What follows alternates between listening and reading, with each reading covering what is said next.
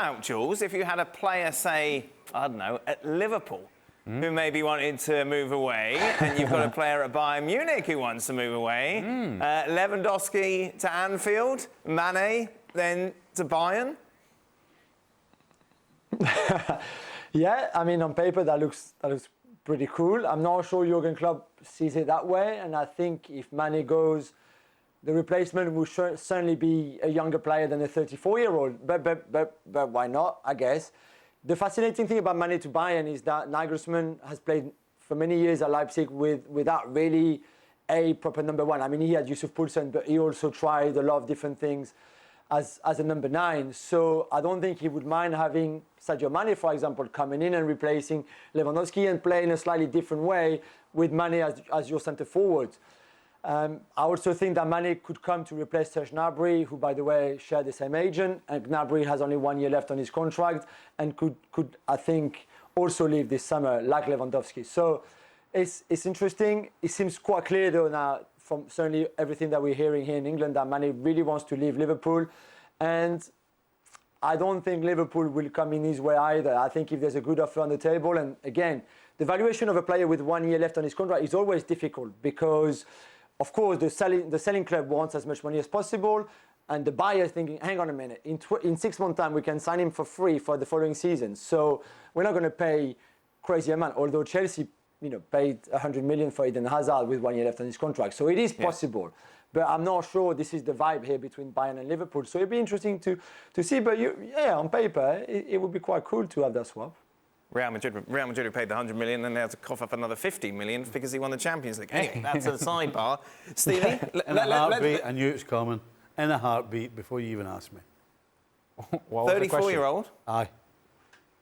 It's kind of against what I find it really strange, right, that everybody's talking about he's going to be 34. Well, it's because it's a fact. How about he's just scored 50 goals last season? Right.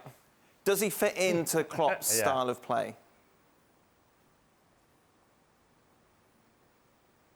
I don't see how he doesn't fit into Klopp's style of play. Right. Because, if I remember, if we're talking about the same guy, this is a guy that doesn't really have any flaws. He can hold the ball up, he can play with people, he can certainly score goals, and he'll get you a goal from nothing. So why would he not work out in Klopp's team? You're basically getting Bobby Firmino to interchange with the two wide guys, whether Mané goes or not. It'll be Diaz and Salah. I wish can somebody try and explain why he wouldn't be able to play with those two guys? And then you're also going to take some of the goal scoring responsibility away from Salah. Right. Listen, Salah scored 1 goal in his last 10 Liverpool games. Sorry, 9. At the most important time of the season. And Liverpool couldn't cope with it. Nobody else basically stood up. Can you imagine if you've got Lewandowski there to take a little bit of the pressure off Salah? I mean, I understand he's 34, but this is not a normal 34-year-old. This is a guy who scores goals for fun, he can play in any system, let's be honest. So, yeah, if I was Liverpool, couple of years, why not? Frank, why are you shaking your head? Because I'm thinking about the guy who just won the Champions League final at 35 and saved your favorite club's bet, all season long. So it shouldn't be an issue to be 34, 35 for Lewandowski like it's been for Karim Benzema. How do we turn this into an anti-Real Madrid conversation, Frank? I don't know. You'll have time for that. No. I'm just saying that it's not a problem for Karim Benzema to be 34 because he showed to the world that he's a fantastic player at this age. But it should be an issue for Lewandowski, who scored 47 or 46 goals a season. As I completely agree with Stevie. I think in age like a normal person, and top of it, we should put in front the fact that he scored 36 goals a season. So he could sign to any club. Jules, just going back to the Mané conversation, why will Liverpool not fight harder to keep him? And what is the reasoning behind him wanting to leave? Is it money? So I think, again, this is fascinating because we've known now for a long time that Firmino, Salah and Mané, all of them have 1 year left on a contract, and all of them, let's say, are 30. they're not exactly 10, but let's say 30. And we knew from the beginning that it was very unlikely that all of them would get the extension that they would have liked or they would wanted. In the sense that, you know, if Salah asked for 400,000 a week and Firmino for 350 or 300, let's say, and Mané for 350, so you've got 300, 350, 4,000, this is impossible because of their age, because of the length of the contract they will want at their age, and because in terms of wage bill and wage bill structure, even within your dressing room, you just can't do that. So we knew that at some point, Liverpool would prioritize one of them or two of them. It clearly has been Salah, because the others, I'm still waiting to hear from the club about an extension. And if you're Sadio Mané, and I can really understand, you feel a bit left out, saying, I've also had a really good season. You know, I've been part of this club for 6 years now. I've given 6 really good years since I moved from Southampton for 37 million, which was a bargain now when you look at the 6 years that Sadio Mané has spent at that club. And yet, nothing.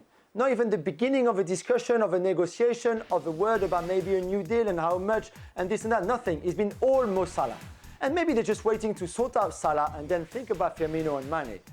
But I think Mané is thinking, hang on a minute, you know, this is not how maybe I should be treated. And I think that's why he's thinking, maybe it's time to go then. Because he also knows, I think, that if Salah signed the deal that he wants, which we all expect it to happen at some point, then he won't get the one that he wants. So maybe it's better to go and look for it somewhere else. Oh, it's money. Absolutely, it's about money. From a professional point of view, why would you leave Liverpool? You know, they are almost the best team in the land. So you're not moving for professional reasons. It's definitely about money. But if it is, then, you know, just tell us that. Don't give us some cock and bull story about it's about looking for another challenge nonsense. Just tell us. Just say, look, I want a new contract. Stevie, the one I want, they're not going to give me it, and that's fine. I've won everything I can, and so I'll move on. But we just had a conversation about Lewandowski and how he didn't feel that Bayern were invested in him. It seems that Mané's in a very similar situation with Liverpool. Well, the difference in the situation is that Salah's there, and every single person, you know, every team, every top team knows where the hierarchy is. That's the difference between these two situations. There's a hierarchy in every dressing room and in every team. And everybody knows that Salah is kind of untouchable right now, considering what he's done for the club. And because he's actually there right now, then that's why I don't think there's as much friction with Mané. Mané hasn't sounded like and hasn't come across as a guy who feels humiliated the way Lewandowski is. Mm-hmm. When he's in the position of, he's in that very position in Bayern Munich where he is the man. Right. But yet, all the talk is about some other guy coming in to take his place. Now, that's a great reason to be humiliated. Mané's not being humiliated at all, in my opinion. We've got to be quick. We're running out of time. Frank, quickly. Yeah, I just have a question for Stevie. I just want to ask him if he thinks it's about money, why Mané wants to go to Bayern Munich. When we all know that there is kind of a salary cap where we all know that they're not going to pay like other clubs will do. Frank, why would he go to Bayern if he's not getting more money? Bayern right now, I've got so many question marks about, never mind the money. Bayern Munich, I've got so many question marks about the team, for example, right? If you add on the fact that he's going to go to a team that needs rebuilt and he's not going to get any more money, he's off his head. So he's not going to Bayern then.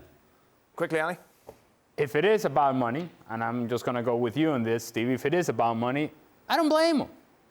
Independent contractors in the end, and he has done and achieved whatever he could achieve with Liverpool. And at this point, hey, look, if there is a better opportunity that gives me a better chance and earning potential, go with it and say thank you to Liverpool, but move on to whatever that next challenge is. Thanks so much for watching ESPN on YouTube. And for more sports highlights and analysis, be sure to download the ESPN app. And for premium content and live streaming, subscribe to ESPN+.